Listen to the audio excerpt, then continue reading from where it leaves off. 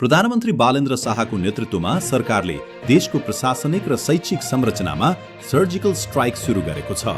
नेपालका विश्वविद्यालय र अस्पतालहरू अब राजनीतिक क्रीडास्थल रहने छैनन्। प्रधानमन्त्री बालेन्द्र शाहले देशका सबै उपकुलपति र अस्पताल प्रमुखहरूलाई कडा निर्देशन दिँदै भन्नुभएको छ, राजनीति गर्ने भए सडक र सदनमा जानुस्, शिक्षण संस्था र अस्पतालमा दलीय झण्डा बोक्न पाइने छैन। यस ऐतिहासिक निर्णयका 3 मुख्य आधारहरू छन्। पहिलो, शून्य राजनीतिक हस्तक्षेप। अब क्याम्पस र अस्पतालभित्र दलीय भ्रातृ संगठन र युनियनका बोर्डहरू तत्काल हटाइनेछन्। दोस्रो, क्विक रिस्पोन्स टिम। क्याम्पसमा तालाबन्दी वा पठन पाठनमा अवरोध गर्नेलाई सरकारले तत्काल सुरक्षा बल परिचालन गरी कानुनी कठघरामा उभ्याउनेछ। र तेस्रो, योग्यताको कदर। अब नियुक्तिमा दलीय भागबण्डा होइन, क्षमता र अनुसन्धानको ट्र्याक रेकर्ड हेरिनेछ। प्रधानमन्त्री शाहले कडा शब्दमा चेतावनी दिनुभएको छ, हामीले हाम्रा सन्तानलाई पढ्न पठाएका हौं, ढुङ्गा हान्न होइन। उपकुलपति ज्यूहरू, तपाईहरूले आफ्नो काम सुरु गर्नुहोस्, सुरक्षाको ग्यारेन्टी मेरो हुनेछ।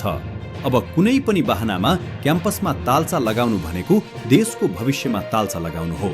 यो सरकारले अब सम्झौता होइन, विद्यार्थीलाई राजनीतिबाट टाढा राख्दै परिवर्तन र विद्यार्थीको सुरक्षित भविष्य चाहन्छ। तर सरकारको यो साहसी कदमको विरुद्धमा पुराना राजनीतिक दल र तिनका भ्रातृ संगठनहरू सडकमा उत्रिएका छन्।